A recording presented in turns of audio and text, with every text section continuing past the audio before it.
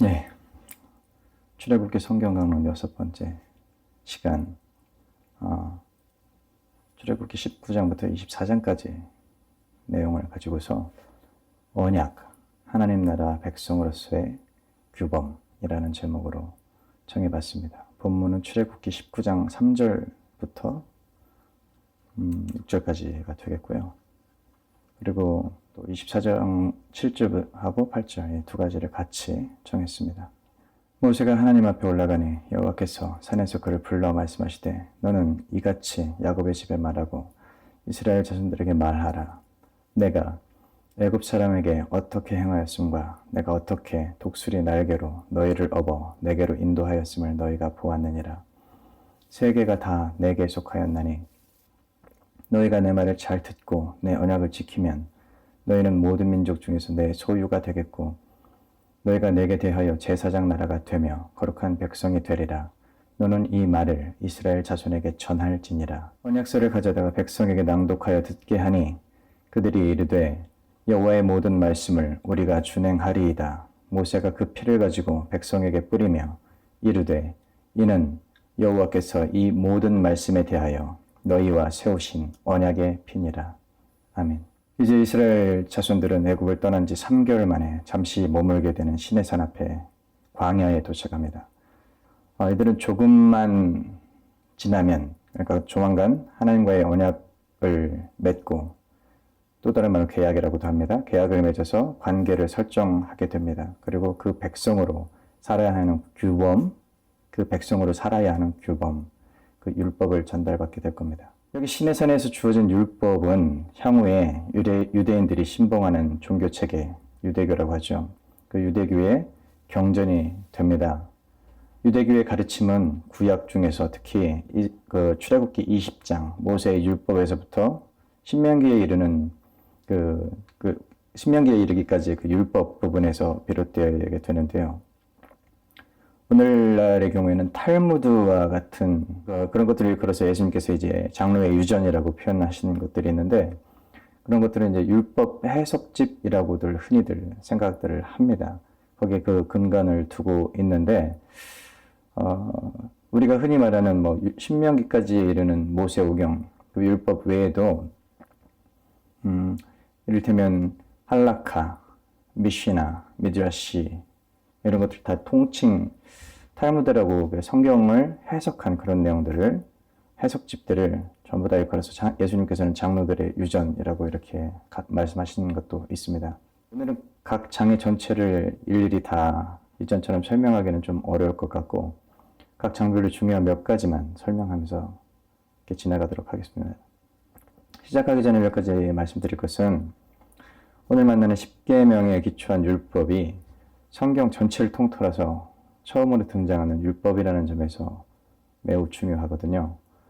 이것은 좀 뒤에 더 세부적으로 발전이 되기도 하고 뭐 어떤 부분이 더 늘어나기도 하지만 그렇지만 큰 틀에서는 전혀 변화가 없습니다.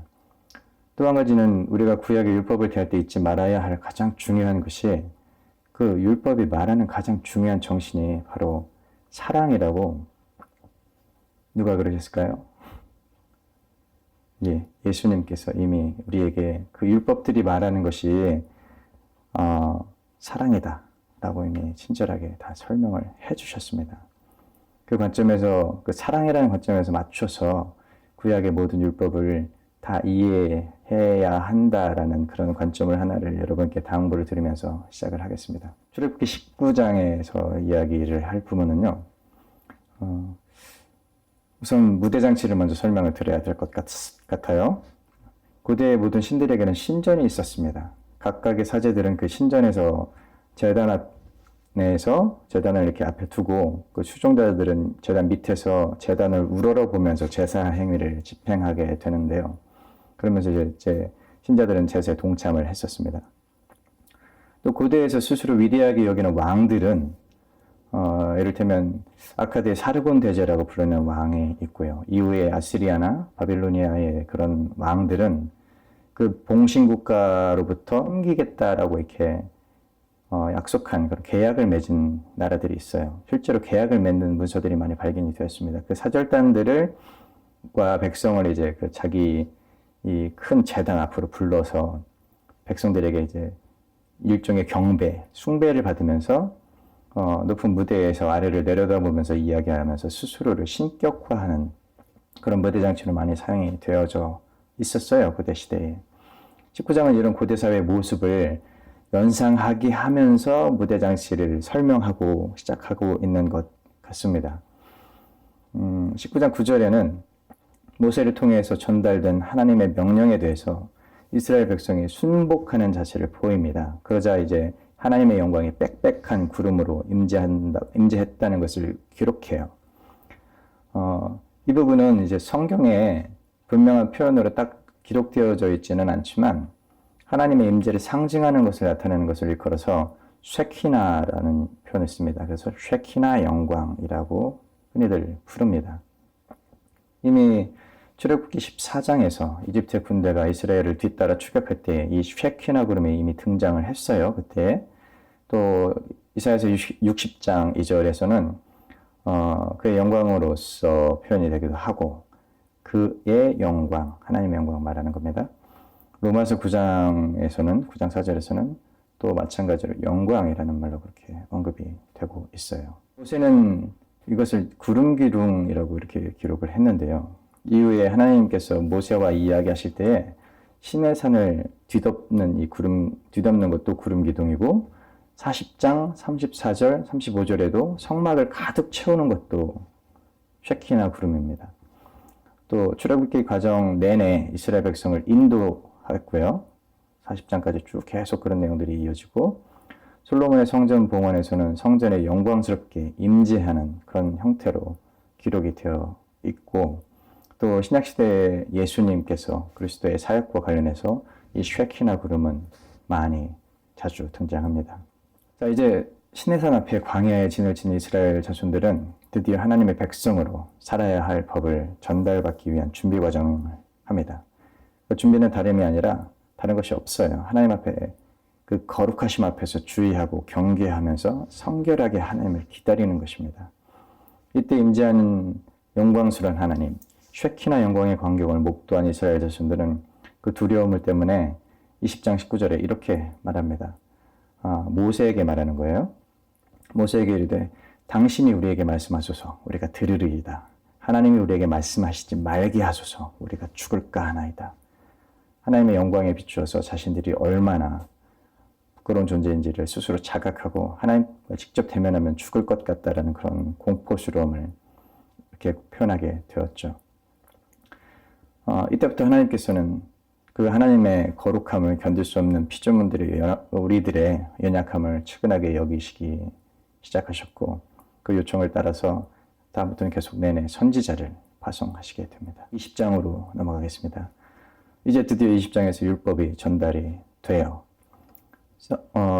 이 율법이라는 것은 성경 전체를 통틀어서 20장에 나타나는 율법이 최초로 명문화된 형태로 등장을 하고 이후에 더 세부적으로 그렇게 늘어나고 확대됩니다. 사실 구약의 모든 율법 조항들에 대해서 이것이 이랬다, 저것이 저랬다 하면서 의미를 부여하는 게 제 관점에서는 그게 크게 중요하다고 느끼지는 않거든요. 그 이유는 이미 예수님께서 모든 율법의 가장 중요한 부분이 무엇이다라고 이미 선언하셨기 때문이고 설명하셨기 때문이고 그리고 구약의 율법을 일정 부분 살펴보는 것이 과거 고대 사회의 어떤 사회나 문화적인 그런 모습을 반영하고 있는지에 대한 성경의 현실성, 사실성에 대해서 살펴보는 것으로 그래서 그랬구나. 그래서 이 부분의 그 당시 상황은 이랬구나라는 그런 점을 확인하면서 어떤 우리 신앙을 고취해가기 위한 정도의 의미를 부여할 수는 있을 것 같은데 그 이상의 의미는 크게 없을 것 같아요. 왜냐하면 다시 말씀드리지만 성경의 모든 율법의 의미는 예수님께서 다 정리해 주셨기 때문입니다. 그렇다고 해서 율법이 전혀 무용하다, 쓸모없다 그런 의미는 전혀 아닙니다. 그것과는 또 다른 차원의 문제니까 그 부분을 오해하지는 말으셨으면 좋겠습니다. 앞으로 우리가 율법이라는 것을 다룰 때는 그런 관점에서 접근하게 될 것임을 미리 말씀을 드리고 그 유명한 십계명 출애굽기 20장 이야기를 한번 이제 해보도록 합시다. 1절에 나타나는 말씀이라는 표현은 고대 근동사회에서는 언약에 대한, 약속에 대한, 계약에 대한 다 똑같은 말이에요. 언약, 약속, 계약 이런 것들에 대한 법률적인 용어로 사용되었습니다. 20장 1절의 경우에도 언약이라는 의미로 사용되고 있고 또 이 부분은 헬라 성경에서 이제 데칼로그라는 말로 자주 사용이 되는데 그 표현 자체가 십계명과 동일한 의미를 가지면서 사용되어집니다. 20장 1절에서 말씀이라는 표현을 사용을 하셨고 이 말씀은 언약이라는 의미를 담고 있다고 설명을 드렸죠. 그러면서 선언하시는 하나님의 말씀은 나는 너희를 애굽 땅 종되었던 집에서 인도하여 낸 너희의 하나님 여호와다라고 이렇게 먼저 선언을 하십니다. 이는 그 언약이라는 말로 과거 아브라함과 이삭과 야곱의 언약을 떠오르게 하는 것이기도 하고요. 그 언약으로 인해서 이스라엘을 내가 구원한 것이고 이제 그래서 나는 너희의 하나님이 되었다라고 공표하는 것과 다름이 없습니다. 그래서 이어지는 첫 번째 선언이 바로 너는 나 외에는 다른 신들을 내게 두지 말아라 라는 그런 당연한 요구가 되겠고 이 요구는 여호와 하나님과 그의 백성이 되는 이스라엘의 관계를 설정하기 위한 첫 번째 단계라고 할 수가 있는 겁니다. 그냥 무조건 하나님께서 나 혼자 유일한 신이야라는 그런 것을 선언하기 위한 목적이라기보다도 하나님과 이스라엘 관계의 백성으로서의 그런 관계를 설정하기 위한 선언이라고 이해하시는 것이 필요할 것 같습니다. 이 관계 설정을 통해서 이후에 이스라엘은 하나님의 선민의 지위를 이제 인정을 받아요. 그게 계약의 주요 요지입니다. 제사장 나라의 사명도 더불어서 그래서 받게 되는 것이죠. 이 계약 관계를 통한 관계 설정은 이미 하나님의 편에서 먼저 이행이 되었는데요. 바로 이스라엘 조상에게 언약을 주신 것과 그 언약에 신실하게 그 후손들을 종되었던 곳에서 구원해 내셨다는 것이 하나님 편에서 먼저 이행하신 그런 일이라고 할 수 있습니다. 이제 하나님은 이스라엘에게 보다 더 구체적인 약속을 요구하시고 그 약속을 지킬 경우에 나를 사랑하고 내 계명을 지키는 자에게는 천대까지 은혜를 베푼다라는 말씀으로 6절에 선언하고 계십니다. 이런 비슷한 내용의 고대 근동의 계약 문서들에서 아주 자주 발견이 됩니다. 이런 표현들은 용으로서 위대한 왕에게 바치는 사랑이 전적인 충성과 순종의 섬김으로 나타나는 그런 무조건적인 신뢰라는 그런 뜻을 담고 있는 관용어적인 표현이에요. 그러니까 계약 문서에 자주 빈번하게 발생하는 그런 표현이라고 할 수도 있겠습니다. 20장 8절부터 18절에는 우리가 아는 안식일의 개념이 설명이 됩니다. 이 안식일을 그 개념이 후에는 안식년으로 그 다음에 그 더 후에는 희년이라는 개념으로까지도 이어지게 되는데요. 안식일은 단순하게 노동을 쉬는 날로 고대 이스라엘에서 매 7째 날에 하나님께서 그 백성들과 맺은 언약과 긴밀하게 연결이 됩니다. 신명기 5장 12절, 15절에서는 하나님께서 말씀, 안식일의 목적이 무엇이라고 분명하게 설명을 하고 계신데 이집트에서 종살이한 것과 하나님께서 그들을 구원해서 약속의 땅, 즉 안식하는 곳이라고 해요. 그곳을 데려오신 것을 상기시키는 거다라고 이렇게 설명을 하고 계십니다. 신명기 12장에도 나오고요. 시편 95편에도 그런 것들이 나옵니다. 출애굽기 20장 11절은 창세 때에 안식일에 뿌리를 두는 것입니다. 이때 주께서 안식일에 복을 주시고 거룩하게 하셨다라는 그 창세기 2장 2절 3절 그 말씀을 반영하고 있는 건데 이 안식일 성수를 거부하는 것은 구약에 있어서는 언약을 거부하는 의미였고 그 결과는 하나님과의 단절 그리고 징계에 의한 보복이었었습니다. 이것은 하나님이 너무 잔인해라고 그렇게 치부해버릴 것이 아니라 계약의 결과로서 나타나는 것으로 우리가 이해해야 합니다. 레위기 25장에서는 안식일의 원칙이 매 7년마다 안식년으로 이렇게 확대되어지는 것들이 등장합니다. 7년이 7번 지나는 50년마다 또 그것을 희년이라고 그렇게 확정되는 내용을 기록도 하고 있어요. 이때는 땅을 쉬게 하고 안식하게 하고 조상 대대로 물려받았던 땅을 그 원래의 주인에게로 돌려줘야 한다고 25장에 그렇게 기록이 되어져 있습니다. 노예들도 그때는 자유를 얻고 또 가족에게 다 돌아갑니다. 레위기 25장을 한번 나중에 여러분들 기회가 되신다면 한번 읽어보십시오. 그동안에 우리가 굉장히 많이 설명하지 않고 있던 한국의 교회들이 설명하지 않으려고 하는 그런 희년이라는 것이 기독교의 안식일 개념에서 시작했고 그것이 안식년으로 그리고 희년으로 이어지는 그 정신이 우리가 믿는 기독교 신앙에서 얼마나 중요한 개념인지를 우리가 사실은 많이 알지 못한다는 것이 참 안타깝습니다. 의미심장하게도 이 희년이라는 것은 대속죄일에 선포가 됐습니다. 25장 9절에 보면요. 레위기 25장 9절입니다. 이때 자유인을 비롯한 모든 노예, 지주, 소장민 이런 사람들을 비롯해서 토지, 죄, 부정에서도 모든 것이 다 정결케 되는 것으로 레위기서 16장에는 그렇게 설명이 됩니다. 대속죄일에 이스라엘 백성에게 죄의 저주로부터 용서를 받고 구원받는 것을 상기시켜주는 그런 역할을 했고요.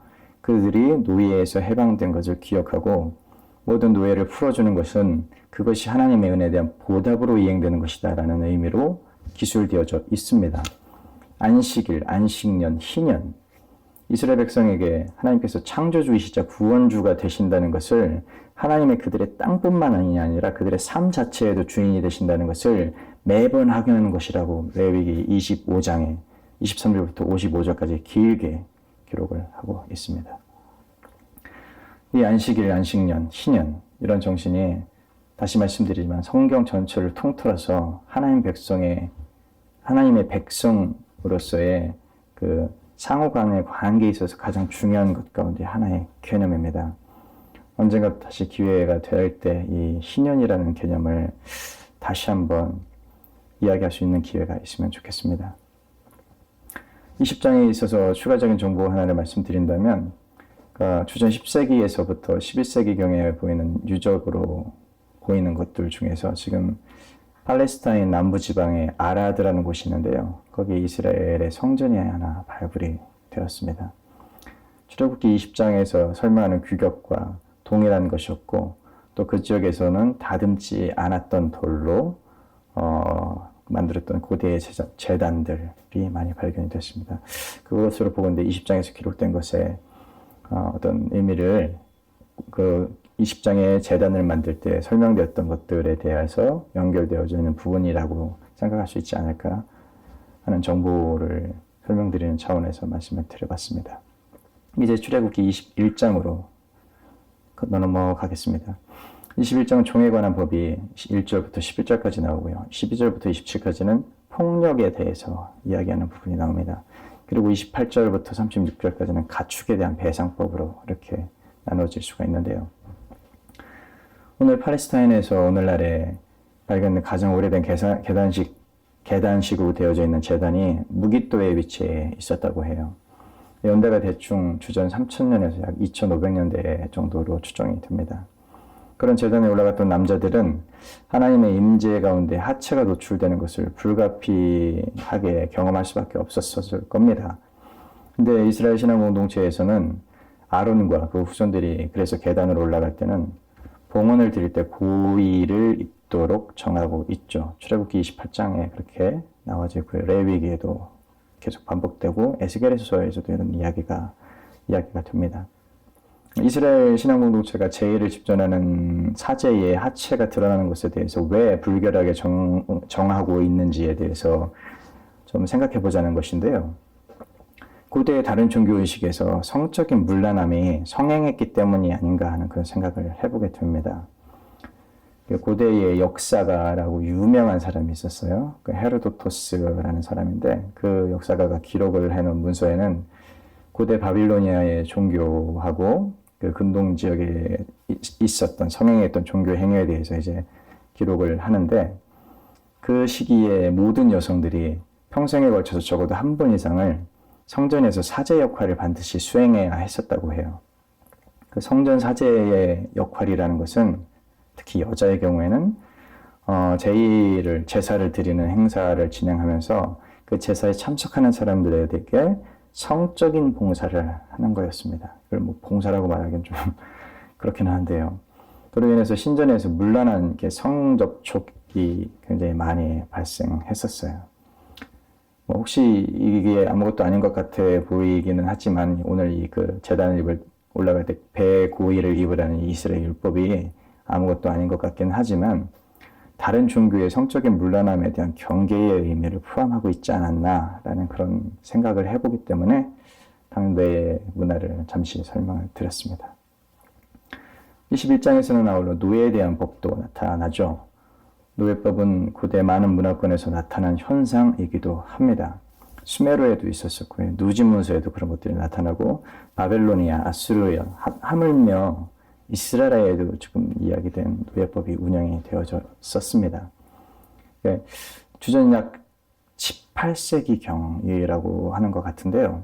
바벨로니아의 함무라비 법전이 그 시대에 기록된 걸로 그렇게 보여지는데 노예에 관련된 내용이 굉장히 많이 발견이 되죠.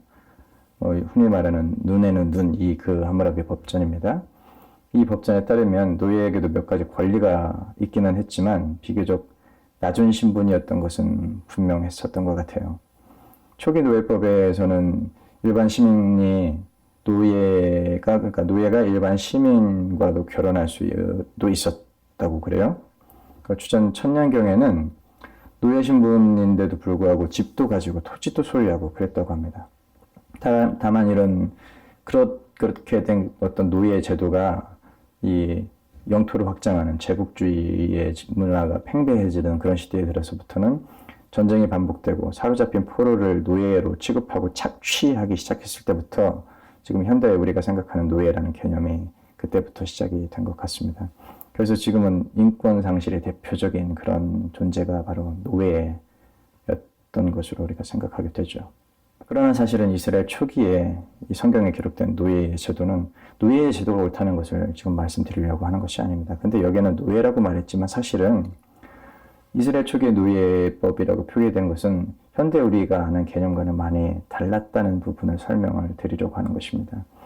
우리가 생각했던 인격적으로 짓밟히고 착취당하는 그런 존재가 아니라 그냥 단순하게 노동력을 제공하고 그에 대한 대가를 지급받는 데일리 워커라는 개념이 더 컸어요. 그 사람들에게는 인권이라는 것도 있었고요. 사유재산도 있었고요. 사회적인 보호장치도 제공을 받았었습니다. 근데 지금은 노예제도라고 부르기에는 좀 적합하지 않는 그런 형식이라고 할 수가 있겠죠. 근데 언어적인 표현이 예전에 제가 며칠 전에 말씀드렸지만 어떤 의미의 언어가 발전되는 과정에서 조금씩 다르게 의미가 포함이 됐을 수도 있고 아무튼 현대적인 노예제도로 변질된 것은 그것은 결코 하나님께서 만드신 제도나 의도 그런 것들에서 크게 벗어난 것이라는 것을 여러분께 말씀을 드리고자 했던 겁니다. 22장으로 넘어가겠습니다. 22장은 두 부분으로 나눠져 있어요. 21장에서부터 연결돼서 1절부터 15절까지 이제 배상법이 계속해서 이어지고요. 16절부터 31절까지는 도덕법이 기록이 되어져 있습니다. 이 중에서 주의할 부분은 이제 18절 무당을 살려두지 말아라 라는 그런 조항하고 짐승과 행음하는 자는 반드시 죽이라라는 19절의 말씀입니다. 이것이 서로 분리되어서 읽힐 수도 있지만 사실 이것은 하나로 연결될 수 있는 내용입니다. 바벨로니아나 이 가나안에 존재했었던 고대 신화에서 나오는 서사시들을 보면 이교도의 신들과 반신반인이라고 흔히 말하죠. 그런 신화적인 존재들이 짐승과 성관계하는 것들이 기술되어져 있습니다. 고대 사회에서는 우리는 이런 것들에 대해서 굉장히 비도덕적으로 생각하게 되잖아요. 근데 그 시대에는 그렇지 않았던 것 같아요.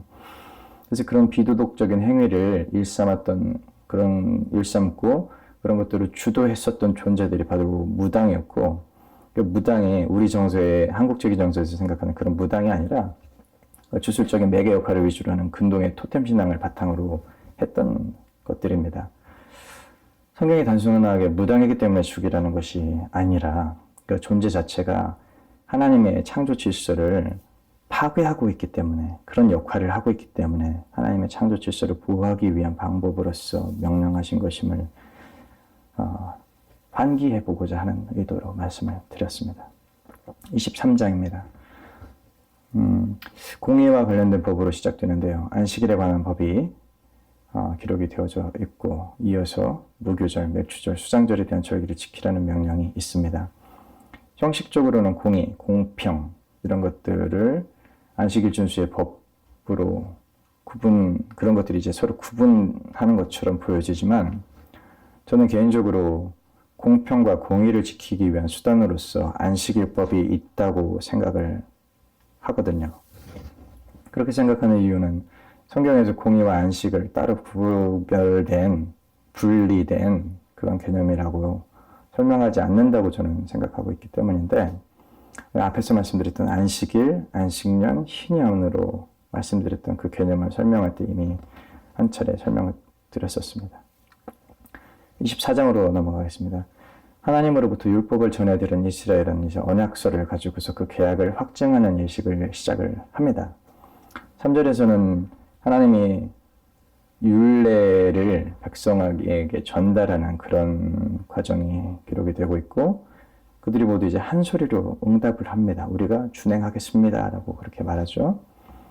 이 상호간의 약속이 이제 체결이 된 거예요. 그래서 이제 그 4절에서는 모세가 그것을 기록하고 이 언약서를 가지고 피 뿌리는 절차를 거쳐서 상호간의 계약을 이제 공증하는 과정이 되겠고 이스라엘 12지파에 대해서 기둥을 세우고 화목제를 드리고 그래서 이제 모든 계약의 절차를 다 종결하는 그런 의식을 진행합니다.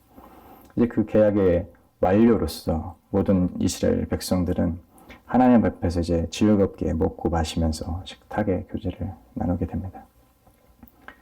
이 모세는 돌판에 새겨진 그런 것들을 하나님으로부터 받기 위해서 조만간 산으로 올라갈 준비를 하게 되겠고요. 이스라엘 백성들은 그 율법의 인침을 받은 기쁨으로 예물을 하나님께 드리는 내용들이 25장으로 이제 이어질 겁니다.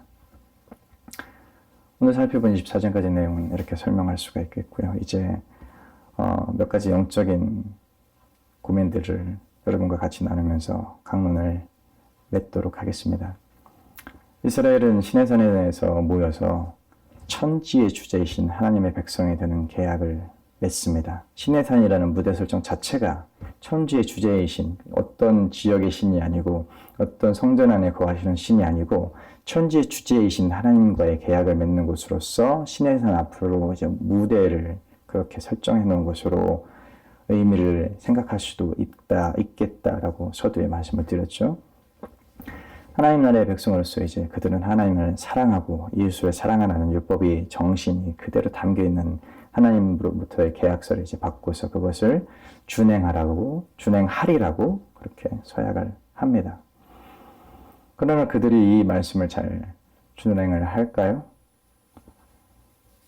우리는 이미 성경을 읽어서 어떤 분들은 이미 성경을 읽어서 그 사람들이 그 이스라엘 백성들이 그 계약을 맺지만 언약에 참여하지만 그들이 하나님의 말씀에 어떻게 반응하고 그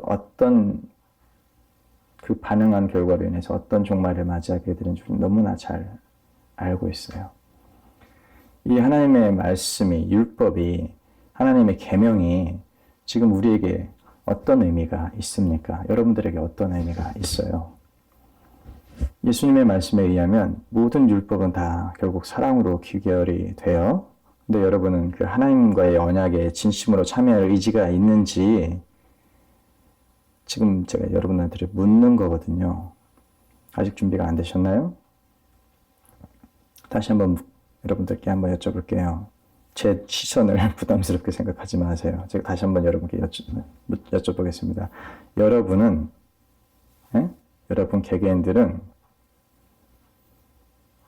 지금 여러분들은 하나님의 계약에 하나님의 백성이 되겠다라고 그렇게 맺어지는 계약에 진심으로 참여할 의지가 있습니까? 만약에 그 계약에 참여해서 나는 하나님의 언약의 백성으로 살겠다라고 생각하는 의지가 여러분들에게 있었으면 좋겠어요. 저는 그것 하나를 바라고 여러분과 지금 교제하고 있습니다. 만일 우리가 하나님의 언약에 참여하고자 하는 의지를 가지게 된다면 혹은 가지고 있다면 그래서 그분의 자녀요. 하나님 나라의 백성이 되고자 하는 그런 의지가 실제 있다면 그 언약에 성실하셨던 예수님의 모습을 우리가 배워야 합니다. 그분의 삶의 자취를 우리가 따라야 합니다. 그 삶의 자취가 무엇일까요?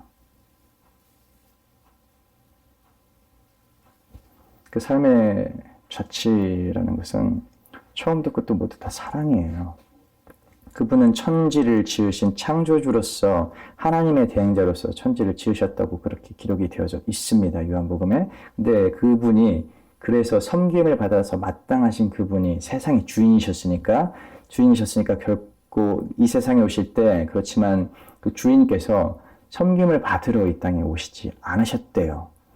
그분은 오히려 반대로 섬기기 위해서 오셨고 그래서 죽기까지 헌신하시다가 우리를 하나님께로 인도하셨습니다. 다시 하나님께로부터 단절되어져 있던 우리를 다시 하나님께로 이끄신 거예요.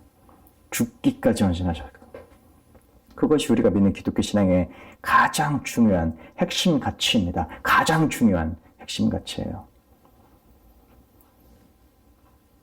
많은 사람들이 제가 입에 달고 다니는 표현이 있습니다. 기독교의 우리가 믿는 신앙의 가치, 기독교 신앙의 가치 이런 것들을 많이 이야기하는데 제가 말하는 의미는 바로 그런 것들을 전하기 위한 것인데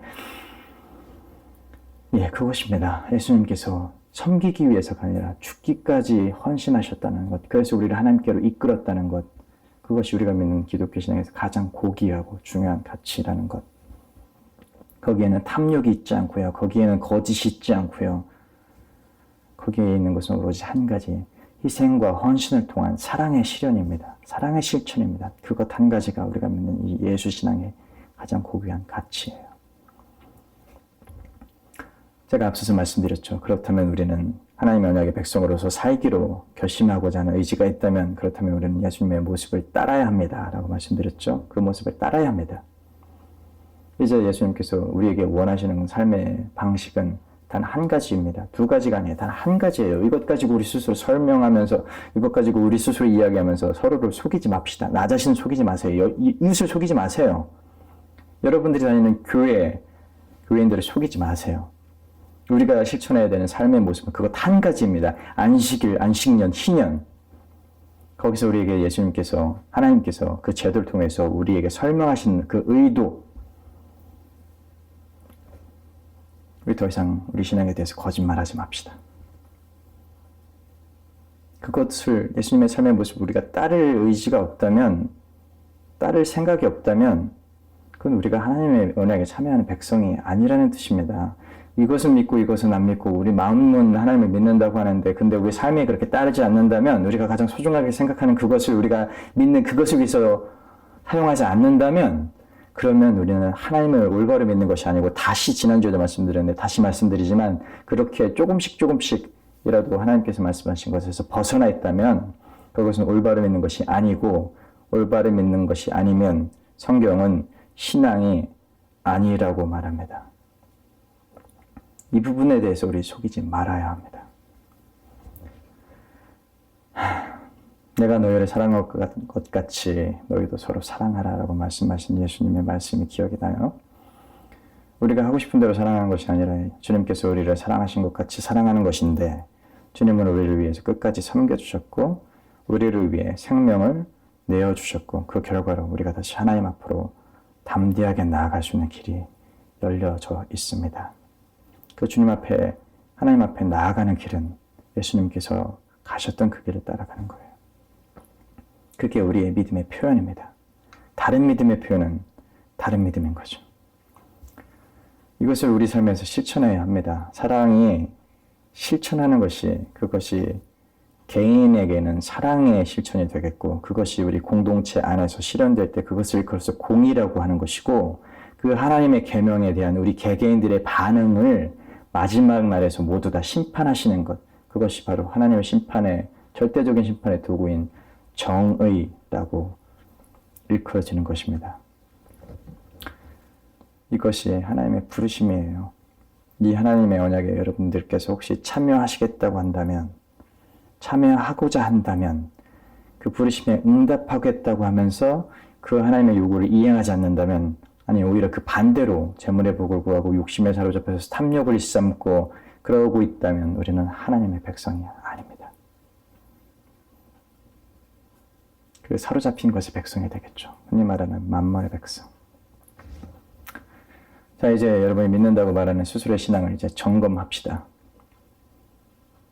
우리 자신의 믿음이 정말로 하나님의 법에 부합하는 것인지, 하나님 나라의 백성으로서의 법이라고 제목을 말씀드렸죠.